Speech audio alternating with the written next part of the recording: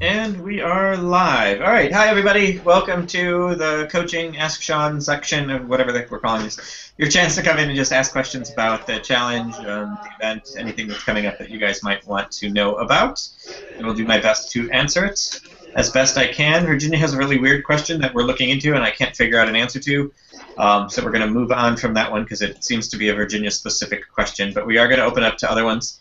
But before we answer questions, I'm just going to check in with both Virginia and Pochi, since you guys are both here. Any victories from this week that you want to share? Go ahead, Virginia. You can go first. Well, just staying up to date with the challenge is a huge victory. Getting the challenge done from my own personal challenge. Staying up to date was very important to me. Excellent. Well, I'm glad you've been on top of it and keep moving forward. You're doing great. Conchi, I just muted you for a second because we were hearing some background noise, but if you want to unmute yourself and come in and share any victories or anything that you want to share as well, feel free to hop in when you get a second. My victory is the fact that everything is kind of, all 9 weeks are up and running and everybody has what they need, and I am just getting everything ready for the live event. So lots of stuff to get mailed. I got a box growing. I'm bringing a suitcase just for stuff I have to bring. Should be rather entertaining. But we're progressing well. Everything's in good shape. We're in a good place for everything, so that's good. While we're waiting for Conchi to come back in, Virginia, if you want to go ahead and just start with your questions, that'd be great. Well, the first one's pretty basic. Is this the last week of actual challenge assignments? Everything else from here takes place at the intensive? Technically, this is the last week planned for the challenge. Then there's the week of the challenge and everything that, or the live event and everything that's going to be happening there. And if people have not had the chance to do the live cast, you should have gotten multiple emails letting you know how, if you're not going to be joining us live, you can still join us on the live cast. And multiple emails went out about that. But yeah, so that I would say the next week of the challenge is the actual live event itself and the information we're going to be covering during that live event. I think that's a pretty accurate way of stating it. And then the week after that, we may be doing one more week of information. We're kind of playing around with what that might look like, and I just don't have an answer for you on. It was always designed to be a 9-week challenge, so this is the 9th week. That's probably the easiest answer. Okay. Now, in preparation for next week, in addition to the tasks you already gave us this week, is there, do you have recommendations for how we might prepare to market our site, to let people know about it, and also to let people know about the challenge, I guess, as far as, you know, applying for the Marketer of the Year? Yeah, I mean, right now what you can do is start telling people about the fact that you, if you're competing in it, you're competing for it, and to just let people know. I believe the voting for that's going to be taking place Tuesday night, so you'll want people to be just letting people know, hey, some great information coming on Tuesday night. There's not a site to drive them to tell them to bookmark, anything like that yet, so we don't have any of that in place yet. So it will only be the people who are either at the intensive or people who are watching it in the live broadcast? Or anybody else you might tell to go and watch that. That's a page that the Hangout that night we may be opening up the live cast page to the public. I'm just finalizing what that's going to look like necessarily. Okay. But yes, other people to vote. If they're not, you'll be able to share a link with people to be able to vote overnight. Okay.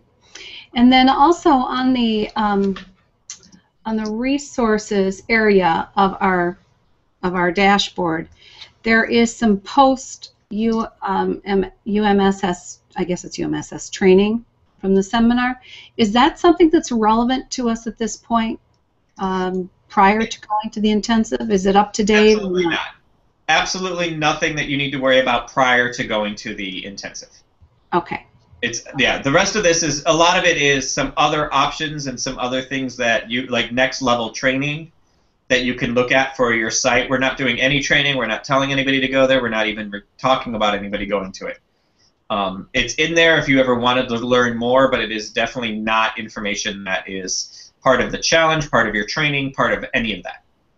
Okay. So I'm to make sure I wasn't missing something I needed before I went. Nope. Nope. As long as you've gone to membership site intensive UMSC.com/pre-training, and I'll put that link in the event page just so everybody has it. That's the pre-training page, and then the other page to go to is the details page that has the details about the course details. Those are the only two pages you need to worry about prior to the event.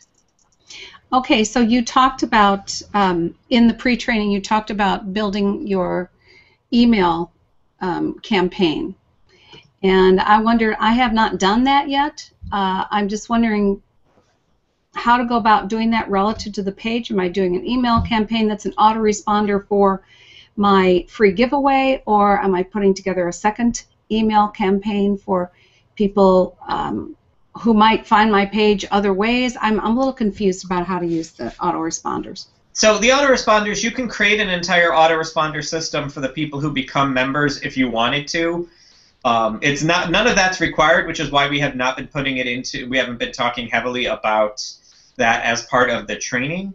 There is an autoresponder kind of already done for you with the whole giving people the free ebook from your squeeze page. That's kind of already done. That was built for you. And it's designed that they get an email, get it delivered, and telling them to come to your site. All that's already been done. You can create other ones if you want. There are none that we have required or said that you need to have in place for your site, which is why they haven't been part of any of the training. Okay, good. That takes a little more pressure off. Oh, there was one more. So people know, underneath resources and tutorials, there is a PDF that is called How to Create Autoresponders. That will show you how you could create your own autoresponders for whatever you might want to. Once again, this is not part of the training. This is not part of the course. This is not part of what we've been covering. But there's a lot of extra material in your dashboard for that. If you want to continue and grow and learn more, you can. But we are not making you learn every single piece that's in here. It would be a 7-month training. Yeah. Now, how about the SEO process? Putting our videos out. I have 2 more to do, which I'm going to do this week because I understand one has to be submitted next week, and I'm not worrying about that next week. It's going to be done before I come down there. But I'm not clear at all of what's been happening in that regard. Okay, I'm glad you asked about that because I'm going to show something on a screen share for everyone. There'll be an email going out either today or tomorrow, and I'm not sure when. But right now, if you go to the UMSC, the Membership Site Central page from inside your dashboard, you'll notice there's the challenge, Alex videos, past weeks, and then there's outsourcing results. If you click on the outsourcing results, there's a place you can click to be able to download an Excel spreadsheet that shows all of the results from outsourcing through the 3rd video. So that is available. It's just UMSC-challenge, and I'll put this link in the tutorial in the event page as well for everybody. But this page has where you can go and get you can download the details of all of the results from everybody from all of the items that have been turned in. And I'll just do another screen share really quick so people can see what I'm talking about. You'll basically get this Excel spreadsheet, and at the bottom there are tabs. And you can see, like, here's Alex's keyword, here's where he ranks on the web, where he ranks for the video, and you can just kind of see all the different keywords that he has. You can look at mine, Wendy's, Casey's, whoever's got stuff, like here's Tony's, and you can see some of them. Some of these he's not in the top 100 yet, but he is in the top, he's 2nd and 3rd rank for how to cope with stress in my intimate relationship. The other ones he's still building up, and we're getting there. Some of these are not quite first page, but they're still doing well. So you can go through and look at every single person's and where they're at. So that is now available from Membership Site Central. Once again, it's at the Membership Site Central page, and I'll just go and show it one more time so everybody sees it. Under UMSC Challenge, it's a drop-down underneath that where it's outsourcing results. That will bring you to the place where you can download that spreadsheet and take a look at all of the results. Now, mind you, that's only through the 3rd video, so that's the results people are getting after 3 videos. Most of you have submitted your 6th, and the outsourcing team is collating that data now, and that spreadsheet will get updated once I get the information from them after 6 videos instead of after 3. Great. The other thing I was curious about is to know where all they've been posting these things. Is there any information on that? That is a huge, massive list that I don't even think I can go into, but it's all the places we talked about: YouTube, Facebook, Twitter, LinkedIn, but it's all secondary versions of those sites. We found that there was too many difficulties with trying to log into your own, and this way we're also protecting your own personal accounts. So the secondary accounts were set up for that, plus a bunch of Web 2.0 article sites, all that kind of stuff, and it's been getting posted in all of those different places. After the live event and after we kind of settle back in, you guys will get access to all of those platforms that were built for you, but to be honest, they're not things you're ever going to need to know. People don't have time to go and post to all of those, which is why we do it through the outsourcing. So as a result, then I should be posting these videos and or audios and excerpts from these because they're meant to be public in my blog, on my Facebook page, on my Google Plus page, because that's not happening even though we provided that information to them. Right, because we had to move to secondary sites to protect your site. So if you want to post them to your own accounts and your own pages, you absolutely can do that. Or you cannot do that and still just get the results that come from outsourcing doing the outsourcing. Okay, great. Thanks. Conchi, I see you're back. If you want to say hello to everybody and just let everybody know any victory you have from this week. Hi, everybody. Well, the victory is I arrived till here, so this is a big victory. So I'm proud of me, and I'm also tired because I'm still working on everything. But okay, no, it's a big deal for me. So I'm really how can I say it's an emotion for me. Yes. Well, I have some questions. Always, you know. Yeah. About the outsourcing, are we going to have? I remember also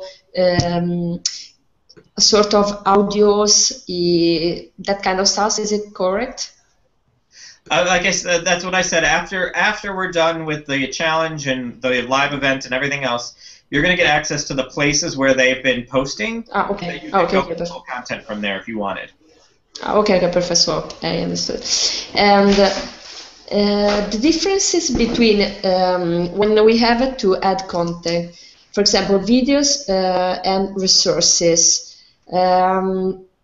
because when I find some video, I think it could be okay a video, but also a resource. So maybe you can help me to understand better this kind of difference to add the content in the right position. So video, if it's a video piece, it's a video piece. That to me is always just video. To me, resources are other sites, other clearinghouses where people can find stuff. Maybe if you wanted to do like if you had a list of videos in your YouTube channel, that channel could be a resource where each of those videos are individual videos. Those kind of things to me are resources. Resources are ways of helping people not have to spend time researching the web for what is beneficial. That's my approach. So it could be articles or something you can find on other sites? Correct. Correct. It could be articles, or it could just be generally other sites that you find very beneficial. I'll give an example from my own place. So let's say I'm doing stuff for my small business stuff, and you guys all know that I use Infusionsoft for running my stuff. A resource might be a link to a explanation of what Infusionsoft is about. That's a resource to me. I'm letting them know that this is something I talk about, I've used, it's beneficial to me. By the way, here's a link to learn a little bit more about Infusionsoft, which I happen to like. That kind of thing. Okay. Because as I have to write everything in English. For me, for example, when I find some articles and it's in English, I put it down and write down the resources. Okay, now I'm dividing everything in some areas, green marketing or commercial community. Also, difference between organic breakfasts, vegan breakfasts. Okay, I'm trying to have more clarity inside, but everything it's a resource for me in this moment. So this is why I was asking about this kind just of because it's a difference. resource for you. So if it's just a single article that you found that is beneficial, then it's an article. If it's just a single video you found that's beneficial, it's just a video. But if it's a site that has multiple, like if it's a site you go to all the time to get more information, then that site is a resource. Okay, okay, perfect. And for example, when I find some video and it, or for example, on YouTube, I find someone talking about organic benefits from organic foods, and there's the name of a guy or a woman, whatever. Do I have to ask the permission to that person? And well, I'll do. I'll put inside my membership, so it's not visible to everyone. If it's a if it's a YouTube video, you can add it to your site. Okay. If it's I have to put the source. If it's a video from somewhere other than YouTube, then you have then that could be different because of the way YouTube is set up. Those are all kind of, I don't even remember the legal term, but if it's a YouTube video, it's fine. That's the easiest way to explain it. Yeah, people that are uploading their explanation, their video on YouTube. This is. If it's a YouTube video that you can find through a search, you can add it. That's the reason why YouTube has the levels of private, unlisted, and and then the public versions. That's how you can, as a user, decide how available your site is. If you've ever tried to copy and paste, or if you've ever tried to share an unlisted video, it actually says, this video that you're attempting to share is unlisted. Please keep that in mind before you share it. Because they get that unlisted means it shouldn't be publicly available to everybody. But if it's publicly available through a basic YouTube search, then it's fine. Okay, perfect. For example, when we had to add an audio, how can we find an audio? For example, about my items, I made some search on Google, but it's difficult for me to find some audio. So maybe there is a research, I don't know how to get this kind of research about audios. Well, one possible approach to it is by putting, because most audio files out there are usually kind of MP3 formats. So you could do a search for whatever your keyword is and then add MP3 at the end, and it'll bring up options of where you might be able to find audios. I'm going to be honest and tell you, audios are going to be the ones that are the least, the content you're going to add the least often. Sorry, can you repeat? Audios are going to be the content you're going to add the least often. It's going to, of all of your content, your audio is going to be your smallest amount of content. Because there's less of that than anything else online. Okay. Maybe I was thinking it's better I can use the MP3 or MP4 from my YouTube video. And that works as well too. You could go and find a YouTube video and just pull the audio from it and put that up if that's what you wanted. That would be fine. Yeah, at the moment I think it's the better way to put audio in my case for my niche. That's fine. Okay. Okay, thank you. And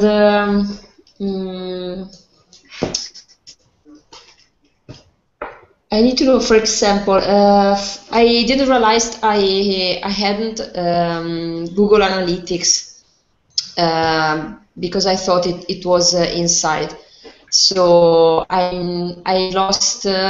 So I had no idea during this month about the traffic on my website. So I think there is no way to know how many traffic there was before. Correct. There's not a way to go back and see what's happened, but there is a place underneath settings you can add your Google Analytics tracking code inside your dashboard, and you can track what's going on there. Okay, perfect.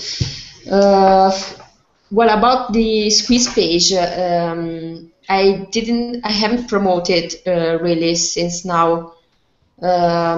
It's something we're going to do during the challenge, is it?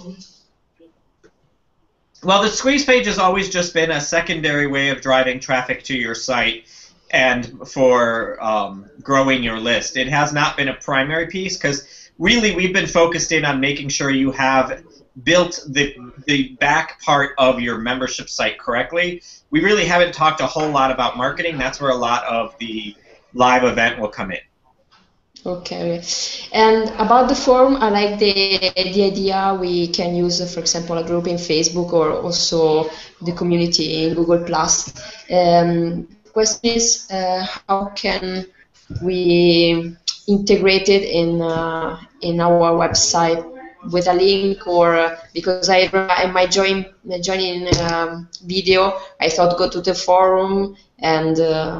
Well, so you can, and I explained this, I think, in a response, I think possibly even in a help desk ticket. But the basic concept is you create, like, when you guys started this challenge, one of your tasks was to ask to become a member of the G+ers community. You're going to do the exact same thing for your own community. Okay. Okay, because I thought maybe, I don't know, could be some link or a plugin or something like that to redirect. There's a link, but it's the same thing I did in our challenge with you guys, where I said, hey, you know, ask to become a member of this community. That was one of your tasks that you got points for. You're going to just do the same thing for your members. Sean, I created a page for that. I put that up on the G+ers. I created a new page for the community, and on the page it's a link that takes them to the ask where they have to apply. Okay. Yeah, I saw you posted something in G+, so that's a invite into your community, correct? Yeah. Okay. And do you think it's because I've seen somebody is creating two forms, one in G+ and the other in Facebook. Do you think it's more utilized Facebook or Google+? It depends. There's not an answer to that because it depends on you, your community, your people. I like G+ communities. I find them very easy and user-friendly. Facebook ones I find a little less. But if your entire following is in Facebook, then of course you're going to have a Facebook community. Like, it depends on you, who you are, where you've been doing the most connecting, what you're kind of growing your business around. So there's not a right or wrong answer to that. It could be one, the other, or both, depending on how you run your business. Okay, perfect. And because I have on Google Plus my personal page as my name and my surname, and I have also the Unconventional Hotels G+. But I've noticed that with the personal name, people like more to find you and add you on the circle with your name instead of your business page. So if I have two, do you think I can use the Unconventional Hotels G+ for the forum? So this goes, my personal one for everything? Well, no, because a page for a business page is not a community. So those are two completely different things. Okay. A business page is a page inside Google+. A community is a completely different entity. This goes back to what I taught at the very beginning about social media, is that in order to get more people to your business page, you have to be interacting within Google+ as your business page on other people's pages. So when you're going and talking to other hotel pages or organic food or breakfast pages and things like that, you need to be commenting, sharing, plussing as Unconventional Hotels, not as yourself. This is a problem a lot of people are having. When you are interacting on social media, if you're not getting a lot of attention to your business pages, it's because you are not interacting as that page, doing that 50% on other people's pages as that page. That is what we taught from week 2 of this, is that if you want more traffic to your business pages, you have to interact in social media as those pages.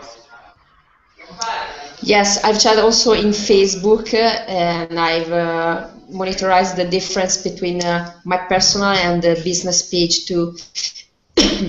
But I realized people want to follow you if you are like a person. This is what I realized.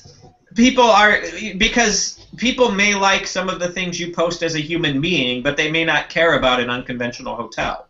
So they're not going to go. They may follow something you post because you might post something interesting that isn't just about unconventional hotels. So of course your business page is going to have less. I have a lot of friends on Facebook who follow me because they like the quotes I find and some of my insights on soccer or whatever it might be. But on my business pages, I have significantly less because they're not small business owners. So of course my friends don't follow my business page. They're not small business owners.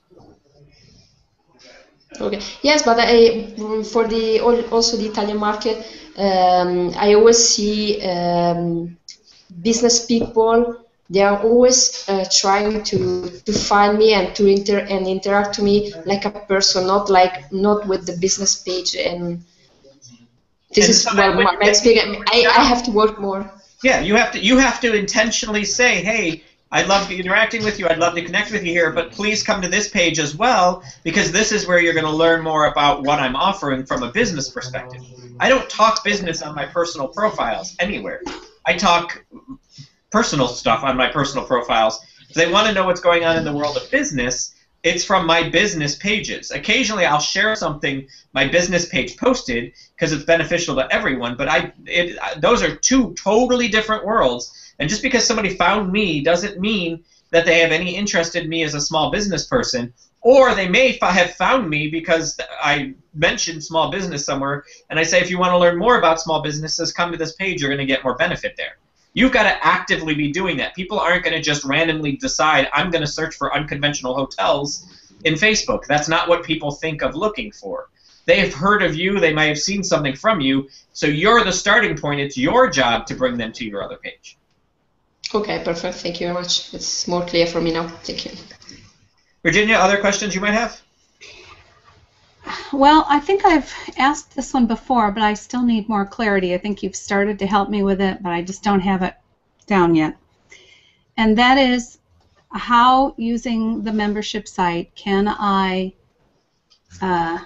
stagger the challenge depending on, and by this I mean ongoing challenge weeks, dependent on when the person joins. In other words, week 1 they get the Fast Start program.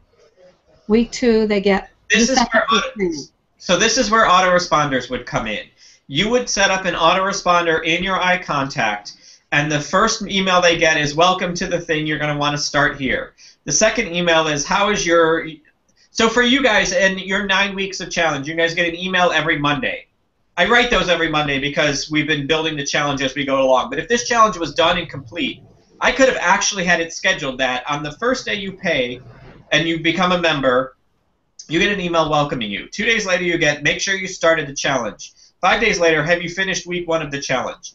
7 days after you registered, you would get, hey, week 2 of the challenge has begun. Here's the link.